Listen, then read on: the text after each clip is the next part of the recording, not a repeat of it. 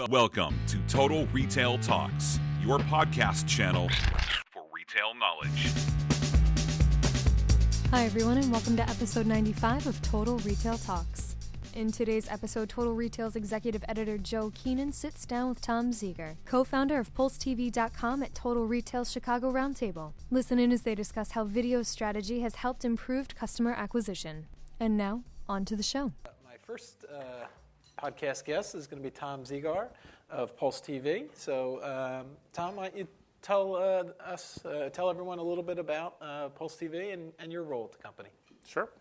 PulseTV, we're an online retailer, and we sell just about everything under the sun that you might hope to find on TV or any impulse items. We probably test about 500 different items a year, and if they work, we keep rolling them out. If they don't, we move on to the next one. We've been in business since 95 in our different iterations, but e-commerce-wise, in 1998, we started doing that. So we've been up and down and all around the block. I used to buy all the media. We were on television originally. We did, that's how we started. We did Riverdance. I don't know if you remember the Riverdance commercials. That was us. That was right out of the gate. We started doing that. We thought we were geniuses. We were making so much money, and then we lost it pretty quick. So what ended up happening was the rates for DirecTV marketers went up because of all the dot-com companies had all this funding, and they were just spending money trying to build their brands like drunk sailors, and they ended up, in 3 months, the rates tripled. So we looked around and we didn't know what to do because direct marketers on TV, the margins that you operate under are so slim, you certainly couldn't afford that. So we migrated online and started with our dial-up connection, trying to figure out how to sell stuff online. We ended up we tested everything, couldn't find anything that worked, and we ended up finding newsletters. A $50 ad in a newsletter was the first efficient media that we found. And so we started publishing, and we started buying newsletters, and it was so successful, we actually built the network. We built the first email newsletter network and started selling our ad inventory to the dot-com companies. And we always had e-commerce, and it's grown over the years. And once the bubble burst, we became our own biggest customer. Mm-hmm. And here we are. So let's talk a little bit about, obviously PulseTV, primarily e-commerce, crowded marketplace, and you mentioned that you sell a wide assortment of SKUs. So what are you doing to, sort of differentiate the business from some of the others that are out there? Obviously Amazon. Can you talk about kind of your strategy around differentiation? Sure. First, we try to limit our SKUs. We found that being able to buy deeper instead of wider helped us. So you develop better relationships with your vendors when you can call up and order thousands of an item instead of having to warehouse and do all the work. Whether you're selling 10 or 10,000, it's the same amount of work. You still have to do every single thing for that product. So we're big on limiting SKUs, and that helps with just every aspect of the business. Generally, whatever Amazon does, we try to do the opposite. You can't compete with them. All their hidden fees and all their requirements, and then the free shipping that they want to force you into. If we were to offer free shipping, we'd be out of business. And so we focus on the 65% of the people who are willing to pay shipping and not so much on the 35% who aren't. And as far as SKUs go, with Amazon, once you find a successful product and you have it on Amazon, they knock you off. So they find out you're selling all this stuff, and they come in and they source it and they bring it in and they sell it cheaper. So we do a little bit. Most of our Amazon stuff is strictly liquidation, but we're not big Amazon fans. We like them, as customers. As I buy a lot from them. You can't really beat them, but as far as competitors go, we can't compete with them, so we don't. Yeah. You mentioned email. Is that still one of your key drivers for your business? Yeah, that's really our only driver. 98% of our sales come from email. We have 9 million people subscribed to our publications, and we send them out every day. And so that is the key factor. The email, we drive them to the website, and we sell them. So we consider ourselves like old-fashioned door-to-door salesmen. We've never been able to get search to work. We still try. We still have a guy who does it, but it doesn't work. And we've tried social media. We can't get it to work, So we had it working, and then they changed their platform, and then it wasn't working, So email for us has been key, and that's what we try to do. We can't wait. Nobody's going to come and search for our products. We have to tell them about it. So when you get an email and you get a teaser, whether it's a copper pan or a flashlight or an LED light bulb that we bought on closeout, you're going to find something. Maybe you don't like everything, but I guarantee you at least a couple times a month you're going to see something that you want to buy. And that's what's worked for us, is going out and showing the people our stuff and letting them buy it instead of trying to wait for them to search for an $8 flashlight. Mm-hmm.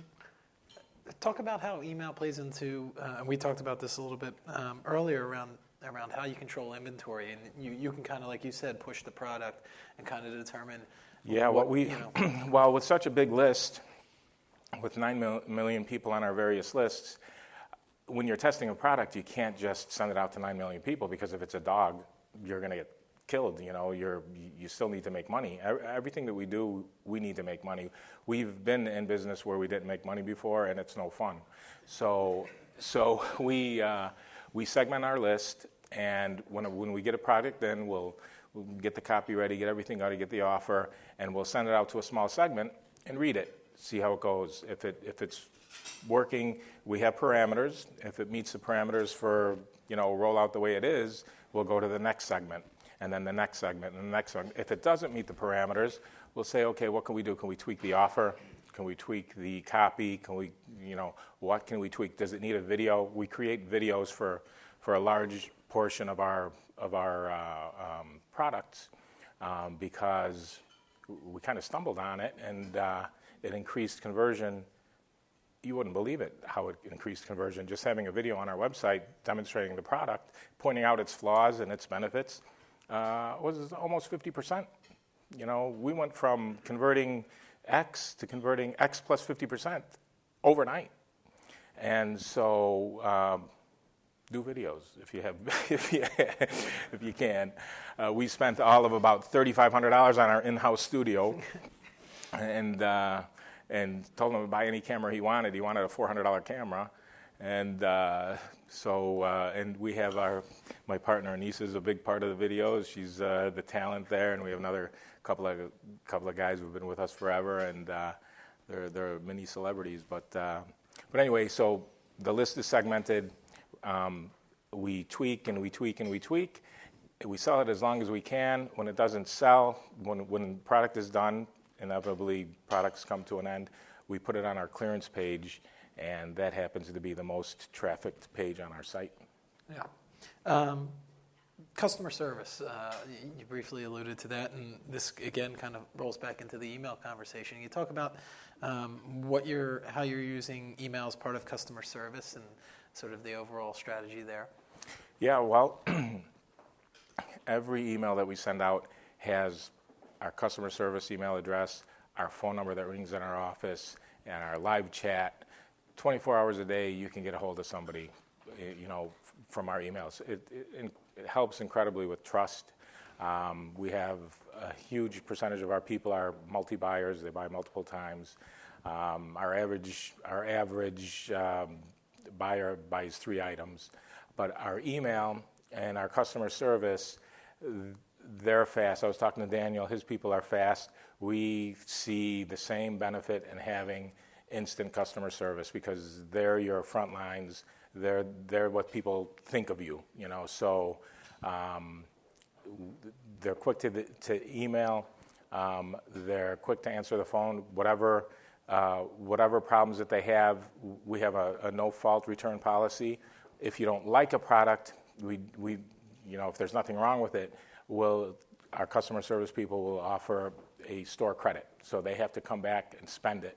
So they upsell them, they cross-sell them, they give them the credits for the store, and most of it is done via email. So. Yeah, and you mentioned that customer service is driving loyalty, and it's really a sales driver as well. So. Yeah, absolutely. It's once you develop a relationship with your customers, they trust you. And, you have to be trustworthy at the end of the day.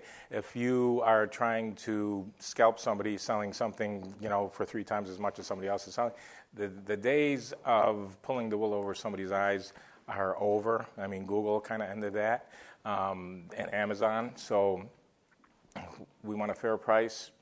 We have to charge shipping and handling, and hopefully your shopping experience with us would be worth the leap of faith. I want to get back into the video conversation because I think that's really interesting.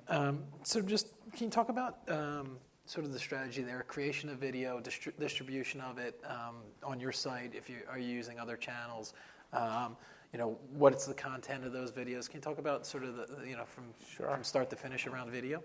Sure. We sell in them, but they're basically product demonstration videos. So you get up there, and if you're selling a flashlight, and one instance is, so when we were selling different lights and they had those little button batteries where you have to pull out the plastic tab, and we were getting a huge number of calls from people that didn't know they had to pull out the plastic tab. So in the videos, we started to incorporate, how does this thing work exactly? So pull out the plastic tab, twist this button, do that, everything. And if it had multiple functions and you point out in your videos that, this function's not so good, but all these other ones are great, and what do you want for $6? It works, So our videos really, really are key to, we actually, there was a time when our conversion percentage was going down and our sales were going down, and we're like, what's going on? So we did a quick analysis of how many videos were created in the last quarter, and it had dropped significantly. So we changed it, got back on track with the creation of the videos, because sometimes you think, well, you don't need a video for this, and you don't need a video. You need a video for everything, So once we got the videos back online, it was back to where it should be. And those live on the homepage, product pages? Product pages, they're landing pages. We have them on the homepage. You can go there, but most of our traffic being delivered via email, it goes to a specific page. But once you're a customer and our site, who's heard of PulseTV.com, but once you're a customer, you go to the homepage and there's several videos on the homepage and links to other ones. But most of the emails deliver you to a specific video landing page. So we talked a lot about the business. What about PulseTV's customers? Can you tell us a little bit about your customer base, and then some of the different ways that you've found is best to, we talked about email, but sort of segmenting your messaging to target your customers? Well, we've found that most of our customers are boomers, and they skew female, and we know that. But with email and having 9 million emails and everything we do is done in-house so that the cost is very low, it's difficult for us, or we're extremely reluctant to pretend to target. I mean, we will target, if you bought sheets from us and now we have a new color, we'll pull your name and say, hey, we have a new color of sheets, Or if you've clicked on 4 electronic offers, we'll send you an electronic offer.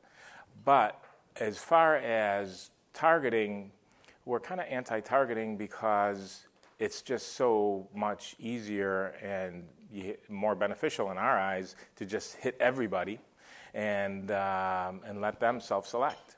And so, with that, maybe you're not going to like 7 emails in a row, but eventually you're gonna find something that we're sending out that you like. And it's a general merchandise. So it's all general merchandise. It's all impulse items. Our average order is right around $33, and our average item count is about 3 per order. We do sell exercise machines, and we do sell other high-priced stuff. We try to keep the weights down for the poor people in the warehouse, because they work pretty hard. And that's something that we send our customer service people out to the warehouse just so that they have an appreciation of the entire process. Because a lot of times, they made a mistake here, or they made a mistake. Yeah, you go do it. So when they go do it, they find out real quick that it's not so easy. That's a good segue into my next question about kind of building the right team and finding the right talent and the right culture at your organization. So can you talk about, what your philosophy at PulseTV is around finding the right talent and developing that? We've been really lucky. I mean, we've been in business a long time, and most of our people have been with us since then. I mean, our average person's got to be around 12 years. We have several people who've been with us for over different iterations of businesses for 30 years. Through the ups and downs, we really are a family through the ups and downs. And there were plenty of downs where, everybody's mortgaging their houses and doing everything they're doing, and we never would lay anybody off, So now that pays off when you're busy and you need people to really focus and do it, and they do it willingly. We bonus quarterly. We bring in lunch all the time. We treat them like our sisters. Our culture is free. Like I said about the publishing, we published everything from raunchy joke lists to Bible quotes and everything in between. And a lot of those guys are still with us who were writers. So our culture is free and loose, and we encourage that. Everybody's cross-trained. Everybody wears a lot of different hats. There's 30 people in our office, and if we're busy at Christmas time, everybody's answering the phone. And they can get up. We have a massage chair. We have a picnic table. They can get up and get out. And we converted one office into a meditation room. And we want to keep it that way. All of our cubicles are low, so everybody's always talking and interacting. But when it's time to work, it's time to work, and they do it. And then my final question, Tom, is going forward, what's the area or the focus to continue to grow the business? Well, we found something called the email. We have something called the email retargeting program, and that's how we've been growing. We're back to double-digit growth. Getting new customers is the challenge, online, and it's kind of technical, but it's just a hashed email program. So if you, a lot of our friends are from the TV direct response industry, so they have huge amounts of traffic to their website with not a lot of conversion. So when the Copper Pan was airing and they're going to the website to buy it, they're not even clicking on anything. They're just going to see what it is. They don't fill out a form. They don't click on anything. We've developed a way. We actually have a patent application to where we can identify that traffic. And so through whatever hocus pocus, you can get your visitor's email address. And fully legal, fully CAN-SPAM compliant. It's all based off of either a co-reg list or an opt-in list, or it's totally legal and nice and extremely efficient.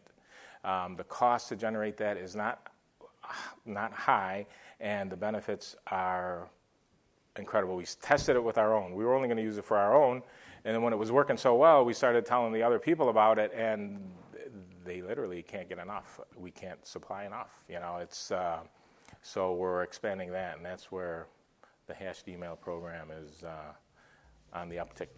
Thanks for listening. For more information, be sure to check out our podcast channel page for show notes. Total Retail Talks is available on iTunes, Stitcher, Google Play, but please remember to subscribe to our podcast channel page as well. Also, don't forget to download Total Retail's Top 100 Omnichannel Retailers list. It's available on our website at www.mytotalretail.com. Lastly, you can connect with us on social on Twitter at MyTotalRetail or on Facebook at facebook.com/MyTotalRetail. Until next time, this has been Total Retail Talks.